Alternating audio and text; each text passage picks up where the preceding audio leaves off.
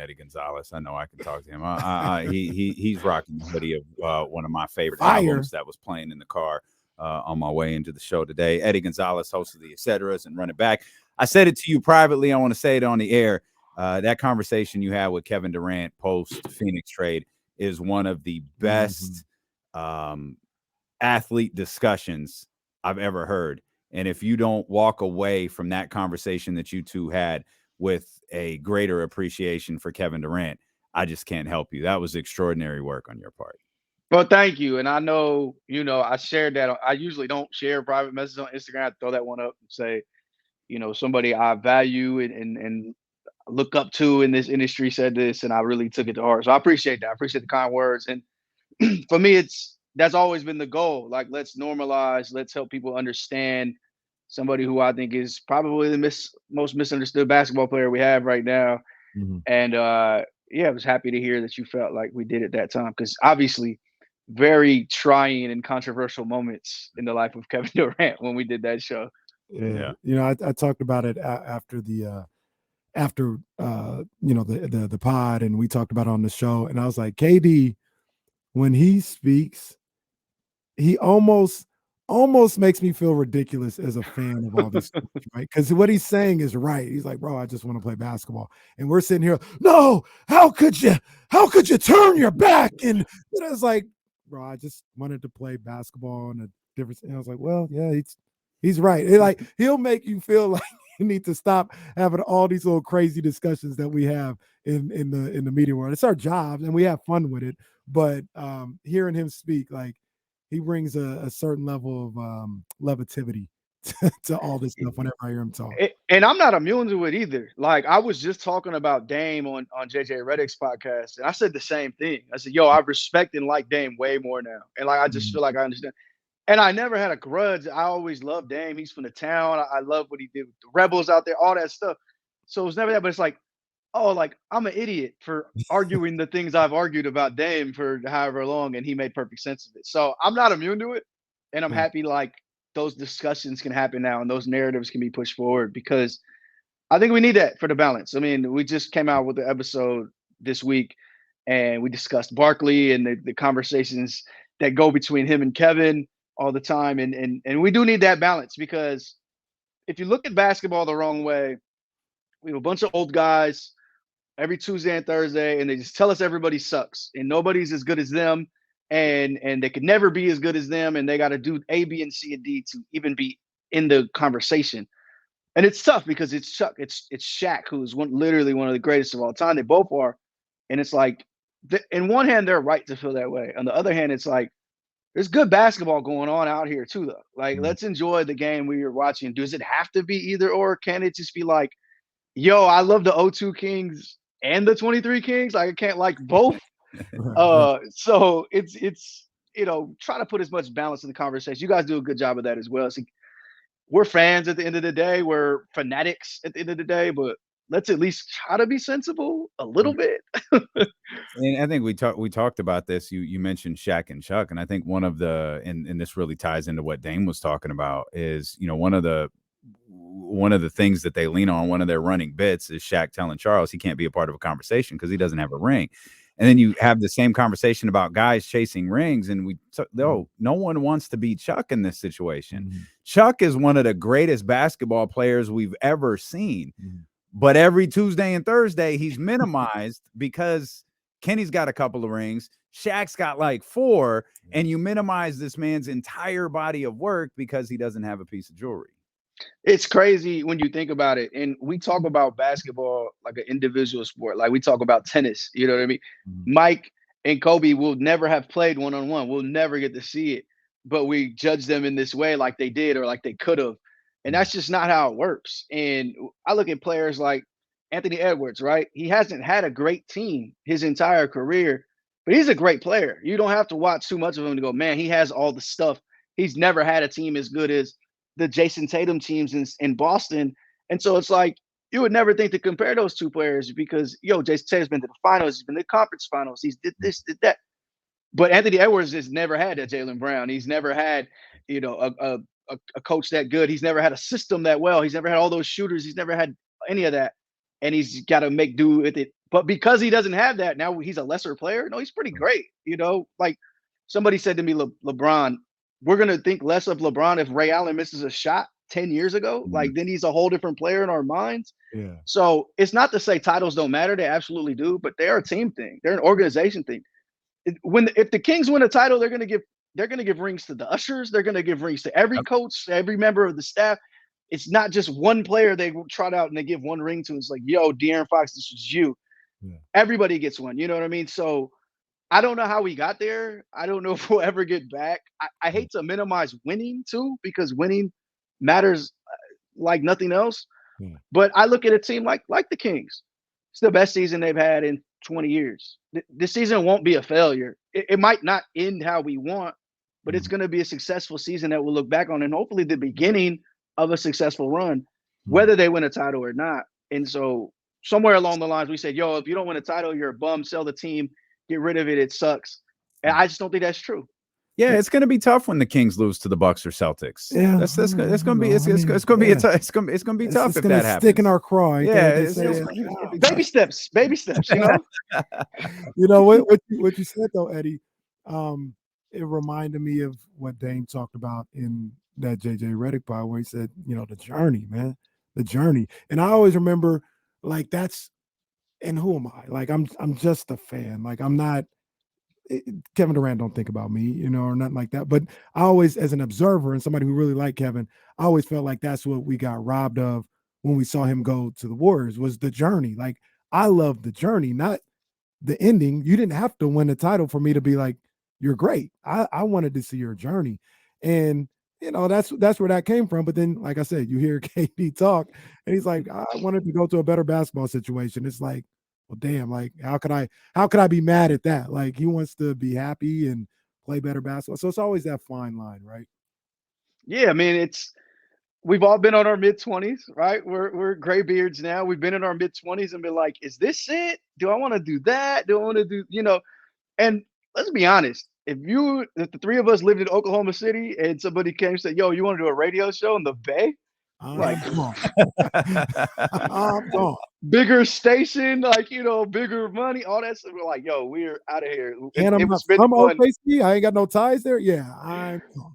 So I think if and maybe this is youth where we didn't view it that way. Maybe we just have more access now. Like, we see everything these guys do on social media. But it's like, if we view this through like an actual life lens, this is a job, this is a job where you travel, this is a job where, there's a lot of fluidity. You could be in and out at any time. It's performance based.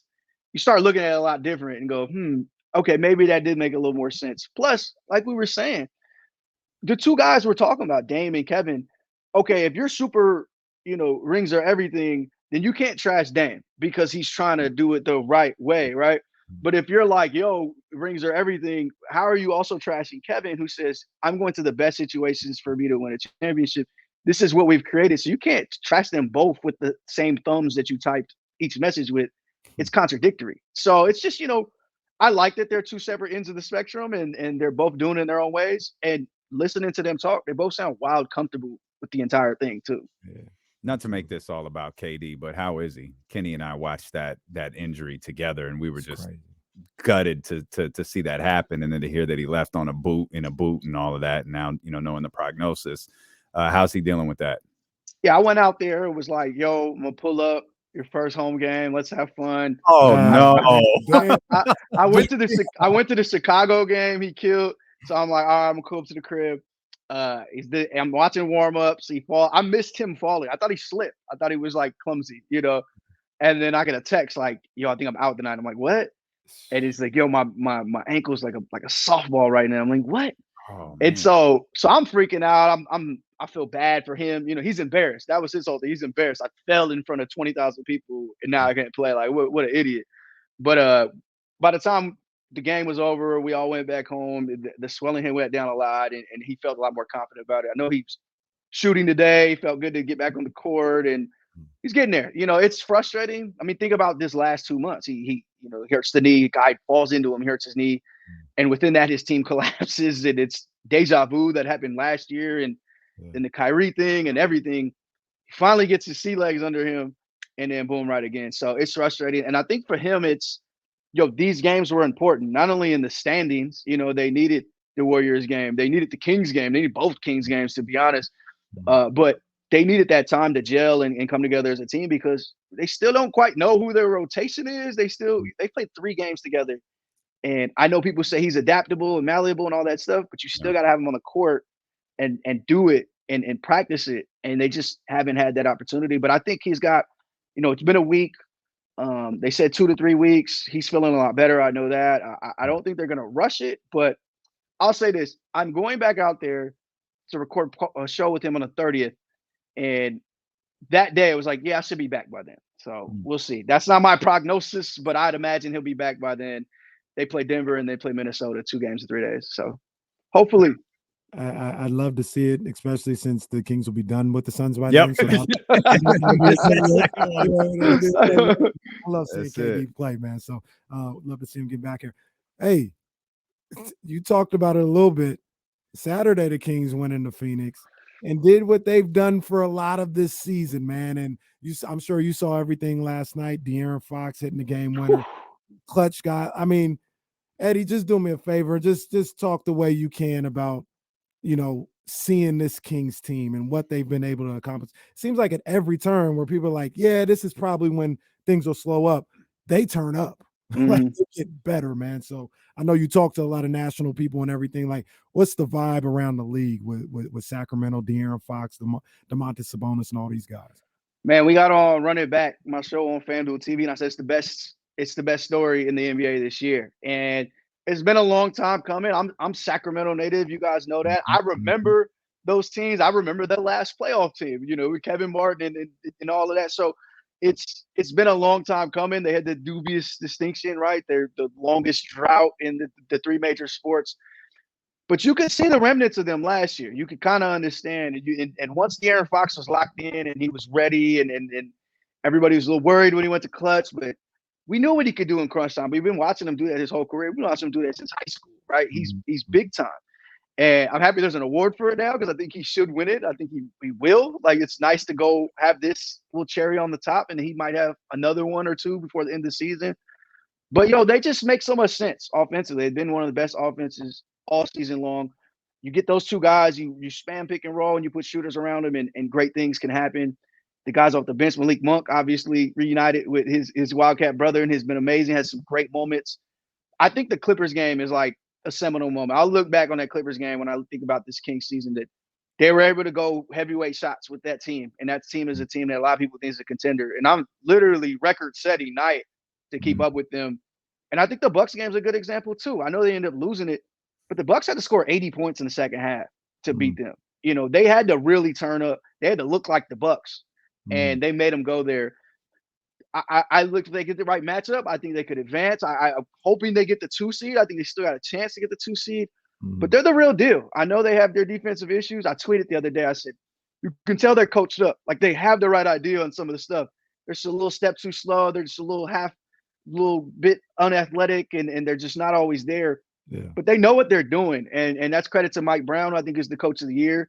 I think, rightfully deserved 2 All-Stars this year and got that. I know I was pushing for that on the shows I do. And I'm just happy, man, that those guys are getting success. And De'Aaron Fox, homegrown guy, right? Domantas, who a lot of people trash that trade. And I love Tyrese and I love what he's doing in Indy, but I think really rare trade where both teams got what they wanted out of that. And you can't fight with the results. So I'm excited to see what they do. They have a lot of room to move around this summer as well. They have some good contracts they can move. They have picks. They have everything they need to improve and to be even better this summer and going to next year and then continue their run. But it's been fun, man. From 3,000 miles away, I'm getting texts every day. I mean, people sending me the beam, their pictures of the beam from outside the arena. Like, it's dope. And to me, the league is better when the Kings are better. So it's been a great year for them and for the league. My next chapter, you just laid out all of the pieces. Come on, man. Yeah, y'all were glowing about Sacramento after that Brooklyn Nets game. Hey, we'll welcome him with open arms. My next chapter. Come on, man. Hey, I'm gonna say this. and don't make this a rumor. Don't aggregate me and put me We're on the gonna ground. tweet it right now. Cut this, Jesse. Kevin loves Sacramento, and I always cracked up like, really? All the MVPs? He's like, I love it out there. The arena's right there, and you can walk around. You can go. He just loves the vibes in Sacramento. I'm like, hey, if you say so, my friend, don't tell them. They're gonna start bugging me. Like David said, we will welcome him with the Chappelle gift when it was Rick James. Just, come on, KD. Anytime you want. Man. So it's all good. But, hey, Eddie, I know your man's is in Phoenix, and I don't know where they're going to end up. Probably top 4. Come on, man, you got to get out here for the playoffs, big dog. I gotta come catch a game. There's this real random shot that they play each other, which would actually be cool for me. Yeah. But I gotta come catch a game. I'm hearing about it over and over. Look, y'all are the plug, so y'all let me know when I can get. I don't gotta be 100 section. I'm not bougie. You can put me upstairs. I just want to know. I want to feel they might kick us out if you say you want to come. Oh, Eddie Gonzalez is here. You guys, we don't have any room today, guys. Sorry, it's Eddie's here. Eddie's here. Look, Eddie's coming. It's D'Lo or KC.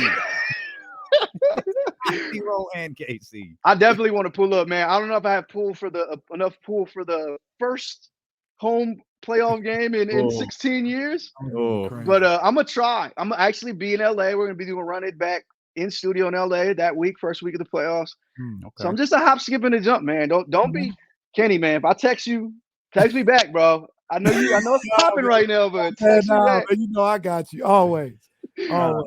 My Eddie, guys. Appreciate you. The one thing I want to say while Eddie's here, is always appreciate this, man. He's doing big things. He talks about being around for the O2 team or whatever. I think the first thing I ever saw from him is he did an article on the Slam cover with Weber and Jay Will. That's when I was introduced to him and been following him ever since. But anytime I hit this dude, I mean, it was early morning over here, and I just ran. Hey, yo, you want to come on the show today? Anytime we call, if he can make it happen.